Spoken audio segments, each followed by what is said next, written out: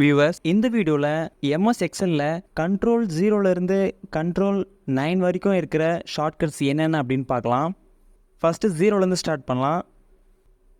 இந்த மாதிரி டேபிள் இருக்குது. அதில் மேலே இருக்கிற காலம்ஸை நான் ஃபஸ்ட்டு செலக்ட் பண்ணுறேன்.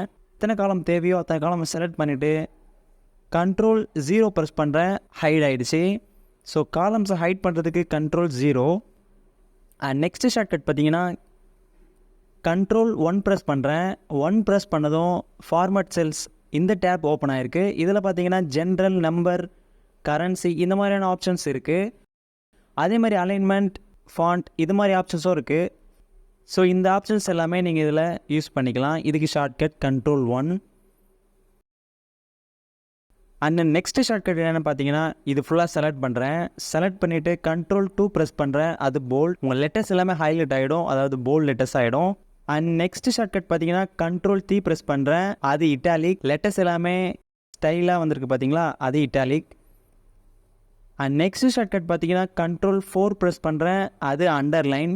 எல்லா வேர்ட்ஸ்க்குமே அண்டர்லைன் வந்திருக்கு பார்த்தீங்களா. அண்ட் அந்த அண்டர்லைன் போகிறதுக்கு அகைன் அந்த ஷார்ட்கட்டை ரிப்பீட் பண்ணுங்கள். அண்டர்லைன் எல்லாமே போயிடும். And next shortcut Ctrl 5 press பண்ணுறேன். Strike through. எல்லா லெட்டர்ஸ்க்குமே நம்மளுக்கு ஸ்ட்ரைக் த்ரூ ஆகிடுச்சு பார்த்தீங்களா. அகைன் நீங்கள் ஃபுல்லாக செலக்ட் பண்ணிவிட்டு Ctrl 5 ப்ரெஸ் பண்ணாலே போதும், அந்த ஸ்ட்ரைக் த்ரூ ரிமூவ் ஆகிடும். அண்ட் நெக்ஸ்ட்டு பார்த்தீங்கன்னா இந்த ஆப்ஜெக்ட் டேப்லாம் இருக்குது. கீபோர்டில் Ctrl 6 ப்ரெஸ் பண்ணால் போதும், டிசபிள் ஆகிடும். அதாவது உங்களால் யூஸ் பண்ண முடியாது. ஆனால் அது திரும்ப வரதுக்கு அகைன் Ctrl 6 ப்ரெஸ் பண்ணால் போதும், அதாவது எனபிள், டிசபிள் அந்த மாதிரி. நெக்ஸ்ட்டு ஷார்ட்கட் என்னென்னு பார்த்தீங்கன்னா Ctrl 7. இதுக்கு எந்த ஷார்ட்கட்டும் கிடையாது. Next shortcut Ctrl 8. இப்போ இந்த 3 காலமையும் செலக்ட் பண்ணுறேன். டேட்டா டேப்பில் போயிட்டு குரூப் கொடுக்குறேன். இப்போ பார்த்தீங்கன்னா மேலே ஒரு சிம்பிள் வந்திருக்கு, அதாவது குரூப்கான சிம்பிள். ஸோ இந்த சிம்பிள் ஹைட் பண்ணுறதுக்கு Ctrl 8 ப்ரெஸ் பண்ணால் போதும், ஹைட் ஆகிடும். அண்ட் திரும்ப அன்ஹைட் பண்ணுறதுக்கு Ctrl 8 ப்ரெஸ் பண்ணாலே போதும், அது திரும்ப அன்ஹைட் ஆகிடும்.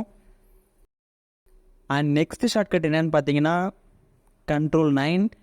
இதுக்கு முன்னாடி காலம்ஸை நம்ம செலக்ட் பண்ணிவிட்டு ஹைட் பண்ணோம் Ctrl 0 கொடுத்து. அண்ட் இப்போது ரோஸை செலக்ட் பண்ணிவிட்டு Ctrl 9 ப்ரெஸ் பண்ணாலே போதும், நம்ம செலக்ட் பண்ணியிருக்க ரோஸ் எல்லாமே ஹைட் ஆகிடும். அண்ட் இதுதான் Ctrl 0லேருந்து Ctrl 9 வரைக்கும் இருக்கிற ஷார்ட்கட்ஸ். இது ரொம்பவே யூஸ்ஃபுல்லாக இருந்திருக்கும். அண்ட் இந்த வீடியோவில் கண்டென்ட் இருந்துச்சுன்னா லைக் பண்ணுங்கள். அண்ட் அடுத்து இன்னொரு இன்ட்ரெஸ்டிங்கான வீடியோவில் பார்க்கலாம்.